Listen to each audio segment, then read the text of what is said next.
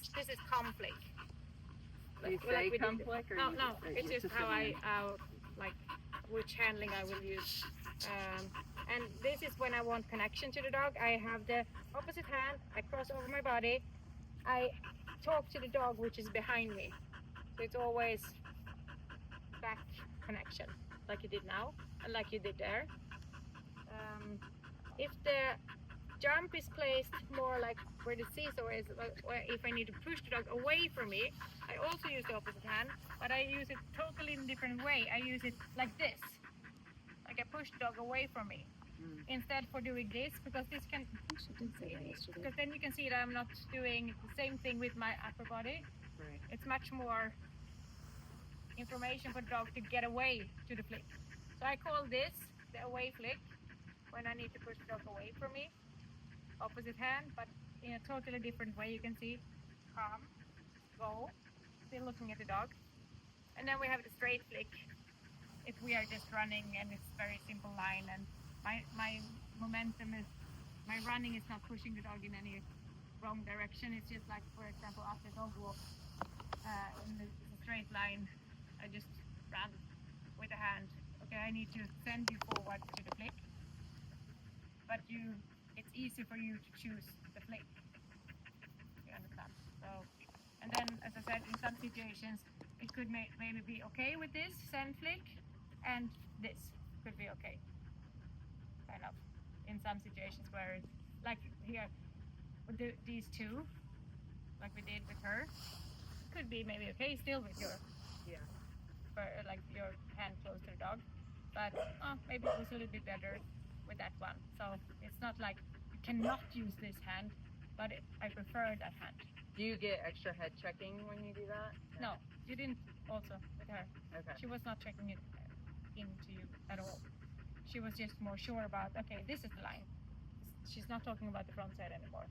And So then she was driving to the flick. let me ask you this, because I don't have this on her, but Christina and Cayman for my puppy are making me do this. I guess you do it for turns.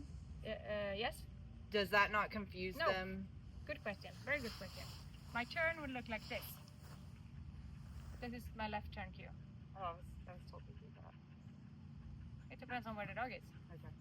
So if the dog would be in the same spot, like coming out from the tunnel, I would do this, send to the jump. But if I would be here and the dog comes here, I talk to the dog here. And they don't read that as like a throttle wrap because No. you're using this similar. Yeah, and also like the more away I am, I do this. And then it's not a flick cue anymore, right? Because this was a flick cue, come flick. So I would never cue this like a turn cue. Because I'm talking about take off here. If I have like this, take off there. Do you understand what I mean? I do. I think I'm not as aware of like. They have this dog.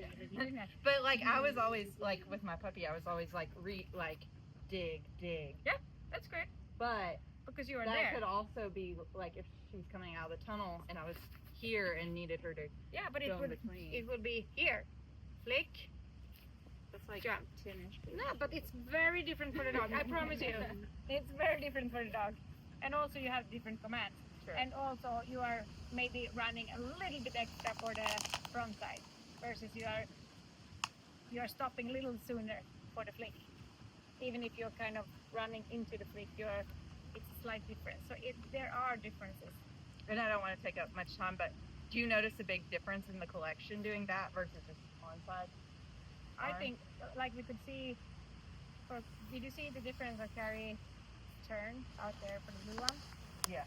You mean for the normal, the front Yeah, side wraps? just like a wrap Yeah. or a drake. Yeah. I think they collect much better if you use the opposite hand. Okay. Yeah, and also you are already done for, that was also not only for the dogs, but for yourself, you were already done with your front cross. And then you can start doing the next thing much sooner versus you are still like this and then you're one step late. You still have to change hand and turn around and everything. Yeah, and not even so much there where you have to front cross, just in general, like if you were just sending to like that. You know what I'm saying? Like a wrap to the right. To the right. But then I'm using that. Right, to cue it. But Yeah. I'm saying, do you notice a big difference in doing that or just Like I have to. Traditional send. Yeah. But I would never use that hand to turn it right. I mean, I do. I mean, I would never do that. you would if you were far enough away, though, right? I would be what in you? Prison for myself. I would put myself in prison if I did it. But Jenny, isn't there a point where the distance dictates whether it's a send arm or? Yes, but I would never. It depends on what side is your dog on. This side. Okay, yes.